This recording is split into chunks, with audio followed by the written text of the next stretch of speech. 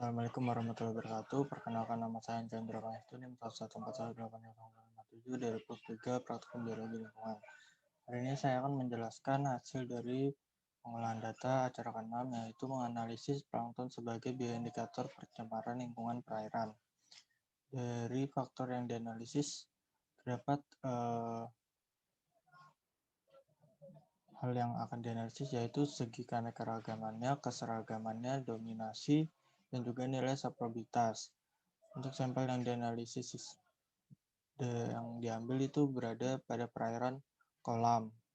Plankton yang ditemukan yaitu terdiri dari 17 spesies yang berasal dari 6 kelas, yaitu 5 kelas fitoplankton dan juga 1 kelas zooplankton.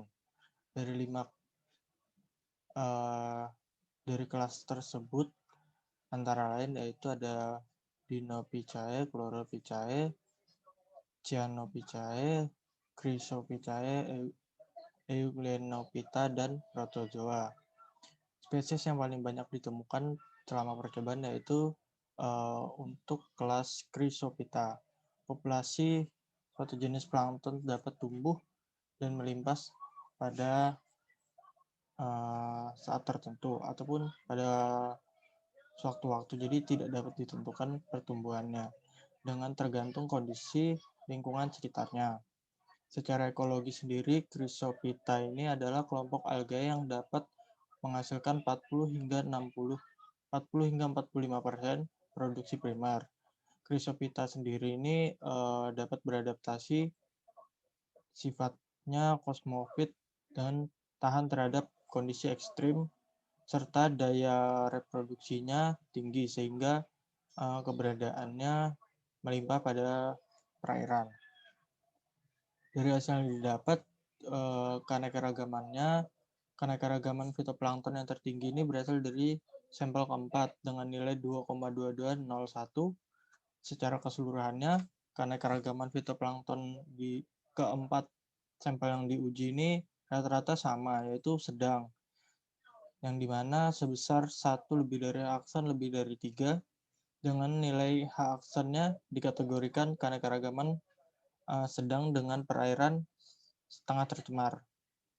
Berdasarkan nilai yang sudah didapatkan, dapat ditunjukkan atau dapat diketahui bahwa terdapat adanya polutan pencemar pada perairan kolam, sehingga dapat menghambat pertumbuhan dari fitoplankton itu sendiri.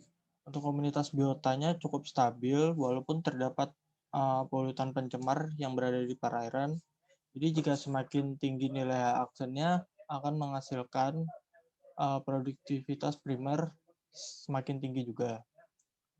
Kondisi lingkungan yang baik akan menghasilkan nilai aksen yang tinggi. Contohnya jika apabila semakin banyak sinar matahari yang masuk ke dalam perairan, maka proses fotosintesisnya akan menjadi semakin tinggi yang akan menyebabkan tingginya jenis keanekaragaman biota perairannya. Dan sebaliknya, jika kurangnya sinar matahari yang masuk pada perairan, maka biota perairannya akan semakin sedikit, keanekaragamannya akan semakin rendah. Lalu untuk kemerataan jenis planktonnya sendiri yang sudah didapatkan, yang tertinggi pada sampel keempat juga yang sebesar 0,9642. Dari hasil perhitungan ini menunjukkan bahwa nilai kemerataan ataupun keseragaman plankton pada perairan ini berada pada rentang 0,6 hingga 1, yaitu mendekati 1. Nilai ini menunjukkan bahwa kemerataan individu pada perairan ini relatif seragam dengan jumlah yang mencolok perbedaannya. Indeks keseragamannya sendiri ini menggambarkan tingkat keseimbangan atau komposisi planktonnya. Tinggi nilai E disebabkan karena kemelimpahan plankton yang cukup merata. Tidak ada spesies yang mendominasi pada perairan kolam. Lalu untuk nilai keseragamannya sendiri ini sangat erat kaitannya dengan nilai dominasi spesies. Nilai indeks keseragamannya akan berbanding terbalik dengan nilai dominasinya. Selanjutnya untuk nilai indeks dominasi pada fitoplanktonnya sendiri ini menggambarkan ada atau tidaknya spesies yang mendominasi. Dari kolam perairan untuk percobaan ini tidak ada spesies plankton yang cukup mendominasi.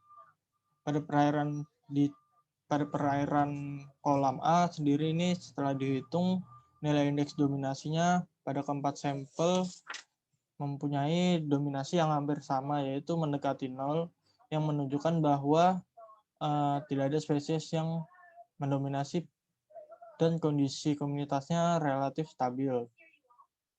Nilai dominasinya sendiri ini tergolong rendah, yang didapat sebesar 0,116 berada pada sampel yang keempat. Nilai indeks saprobitasnya untuk yang paling rendah didapatkan pada sampel kelima, yaitu sebesar 0,3544 dengan kategori pencemaran yang sedang. Dan juga pada sampel ke-6 memasuki dalam kategori pencemaran yang sedang, di mana fasenya yaitu saprobik. Fase saprobik adalah mesosaprobiknya. Sedangkan untuk sampel 1 dan juga sampel 2 ini mempunyai nilai koefisien saprobiknya dengan rentang 0,5 hingga 1,0, yang dimana rentang ini menunjukkan terdapat bahan pencemar berupa bahan organik dan anorganik dengan tingkat pencemaran yang ringan. Fase saprobiknya sendiri dari kedua sampel ini, yaitu sampel 1 dan sampel 2 ini adalah mesosaprobik. Jadi semakin besar nilai koefisiennya saprobik dapat menunjukkan nilai pencemaran yang ada pada perairan. Sedangkan untuk nilai koefisiennya yang kecil, koefisiennya, maka pencemaran perairannya akan semakin berat. Pencemaran dapat terjadi akibat masuknya polutan yang masuk ke dalam perairan, seperti limbah organik secara tidak langsung dapat meningkatkan kelimpahan jenis tertentu. Sehingga apabila bahan pencemarnya berupa bahan organik dapat menumbuhkan atau meningkatkan jumlah individu spesies yang tertentu. Hal ini dapat menyebabkan adanya dominasi yang pada perairannya akan menurun spesiesnya dengan nilai indeks keanekaragaman dan juga keseragamannya. Dari zat-zat yang masuk ke dalam perairan juga bakal atau dapat menghambat penetrasi pada perairan. Contohnya seperti matahari yang masuk ke dalam air sehingga dapat mengganggu proses fotosintesis. Untuk kesimpulannya yaitu pada perairan A ataupun pada kolam A dalam percobaan mempunyai nilai indeks keanekaragaman yang sedang dengan kualitas perairannya yang setengah tercemar. Lalu yang kedua, persebaran antara spesiesnya relatif merata, tidak ditemukan perbedaan yang sangat mencolok. Lalu yang ketiga, tidak ada spesies yang mendominasi pada kondisi perairannya yang cukup stabil.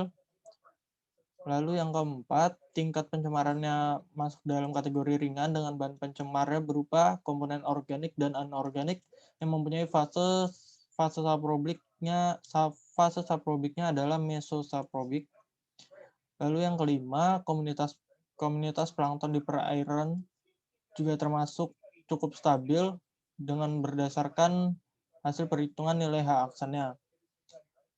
Untuk kendalanya dalam melakukan penganalisan data yang sudah dilakukan yaitu tidak dapat mengetahuinya kerja secara langsung di lapangan ataupun di laboratorium karena dengan kondisi yang saat ini, dan juga dalam proses penganalisis menurut saya ada sedikit kurangnya karena tidak adanya data kualitas lingkungan menjadikan analisis data menjadi kurang efektif. Jadi saran dari saya jika memang tidak dapat melakukan percobaan secara langsung di lapangan ataupun di laboratorium, bisa memiliki data sekunder kualitas lingkungannya agar dalam proses menganalisis dapat mengetahui kondisi lingkungan pada kolam perairan yang berada pada tempat uji coba.